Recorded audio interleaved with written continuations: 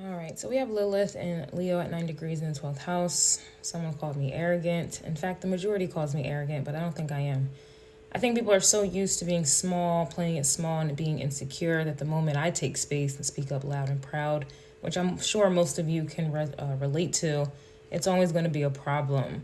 The moment you are no longer allowing others to take advantage of you, treat you in any kind of way, the moment you bring to others' attention what they refuse to see within themselves, but instead try to project upon you, it's always going to be a problem. Well, as I mentioned above, those problems are getting resolved. This energy is conjuncting the planet Venus that is in Leo in the 12th house as well. The only difference is the slight degrees, the slightly different degrees. There's a very fine line or thin line here. And with Lilith at 9 degrees, the energy is majestic, passionate, determined, charming, and very prideful. And then if you put this energy in the 12th house of endings, completions, hidden enemies, secrets, and fear, this is the makings of sore losers. They're mad. Okay, this is just the making of sore losers. Why is that coming to my mind? Moving forward, in conjunction, I would have said in addition to, but it's in conjunction to Venus being in Leo, where I mentioned that you are a child of the divine. And all you had to do with the energy is to focus on your grades. All right. You have wealthy parents that were going to provide and protect you. This is truly the energy. I'm not saying that everyone is a child of Lilith. However, what I am saying is that you are a divine child of God or a higher power. Some of you, and this just confirms that you are being protected and provided for and looked after by unseen forces. All you have to do is focus on your work, yourself, and ultimately your divine purpose while here in this ghetto earthly realm. Anyone who messes with you will indeed be dealt with in the same manner a very loving and protective parent would be of their child or children in this physical reality.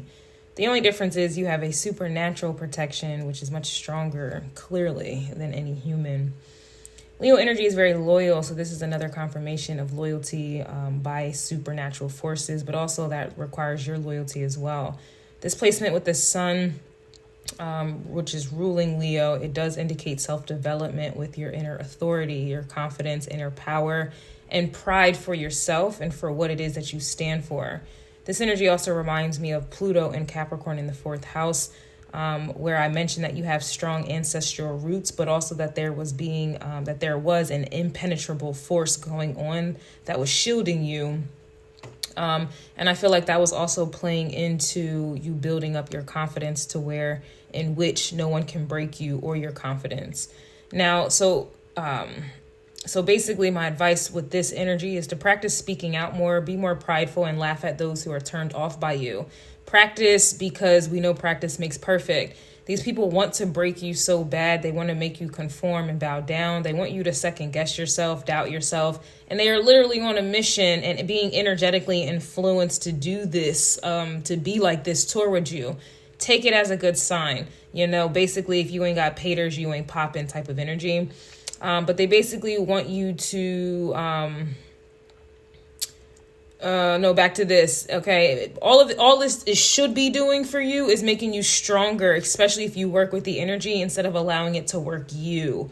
When people stop supporting you, laugh at it. But watch you get supernatural support for it. When others shun you, laugh and keep doing the very thing that they shunned you for. I promise you will be rewarded for it. I promise you'll be rewarded for it. This is a test.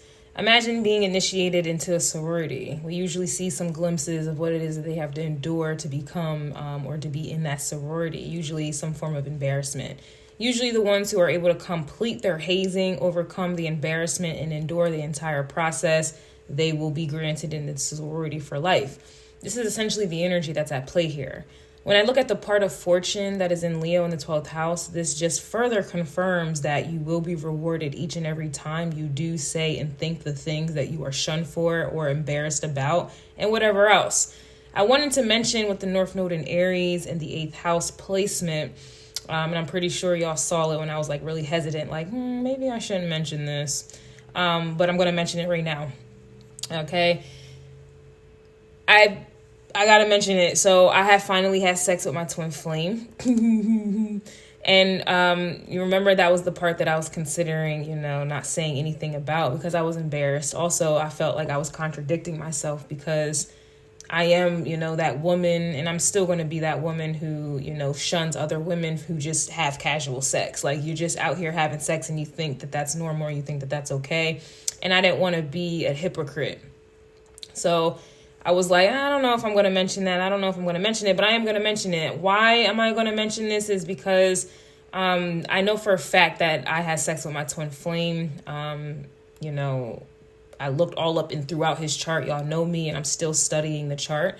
But there were some very specific placements that made it very apparent to me, that he is my twin flame. But a lot of this newfound energy and confidence that I have as of right now is because of him and I coming together. One of the things that is very apparent is that he has his Lilith in Aries, just like I do, except his Lilith in Aries in the 7th house is retrograded, where my Lilith in Aries in the 7th house is direct. So basically, he was the key to activating and awakening me.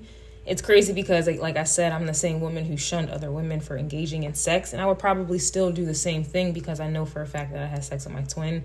I dug deep into our astrology chart, and I cannot say the same for other women, but I don't care. He has given me a lot of power that I was lacking and was very disconnected from. And it's funny because his sun sign has progressed into Leo, and I have my Chiron in Leo. So basically, he is the key to my healing. He's the key to my sexuality and refinding it or tapping into it. I have never had an orgasm during sex. It's just, I don't know, there's something really weird with that. But I know he's the key to that as well. But also, ultimately, he is the key to my confidence. I have done all it is that I can do on my own, and now he's coming in to reinforce it. And so with that being said, I just have a lot of energy. It's really crazy. I've been up since 5 a.m. this morning. It's 10:25 p.m. and I have so much energy. Like, I know I'm going to be up probably all day, all night. Kind of like him. He never sleeps. This is what I have for Lilith being in Leo at 9 degrees in the 12th house. The part of fortune is in Leo at 13 degrees in the 12th house as well, but I don't cover the fortune or the vertex. I kind of feel like those are like lock and key secret energies. But it was just interesting. I glanced over like, oh shit, the fortune is in Leo. As I was saying, I promise you'll be rewarded. You'll be rewarded. It was just confirmation. So I'm already knowing. So we're going to go ahead and tap into Chiron and Pisces in the 23 degrees in the 7th house.